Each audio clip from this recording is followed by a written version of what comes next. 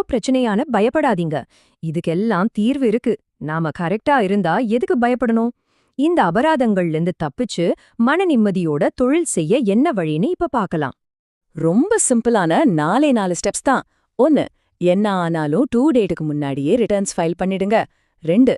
உங்க ஐடிசிய மாசம் ஜிஎஸ்டிஆர் 2பியோட ஒப்பிட்டு சரி பாருங்க. 3. எல்லாத்துக்கும் பக்காவா இன்வாய்ஸ் மெயின்டைன் பண்ணுங்க. கடைசியா ஐடிசி மாதிரி விஷயங்கள்ல சின்ன குழப்பம் இருந்தா கூட யோசிக்காம ஒரு எக்ஸ்பர்ட்ட கேளுங்க. உதாரணத்துக்கு நாதி டாக்ஸ் சொல்யூஷன்ஸ் மாதிரி ப்ரொஃபஷனல்ஸ் கிட்ட கேட்டீங்கன்னா அவங்க சரியா கைட் பண்ணுவாங்க. இது நாங்களா சொல்ற விஷயம் இல்ல. நாங்க இந்த விளக்கத்துக்காக ரெஃபர் பண்ண சோர்ஸ் மெட்டீரியல்லையே இந்த மாதிரி சிக்கலான வரி விஷயங்களுக்கு ஒரு நிபுணரோட உதவிய நாடுறதுதான் புத்திசாலித்தனம்னு தெளிவா சொல்லிருக்காங்க. அந்த சோர்ஸ்ல ஒரு உதாரணமா நாதி டாக்ஸ் சொல்யூஷன்ஸ் பேரை குறிப்பிட்டிருந்தாங்க.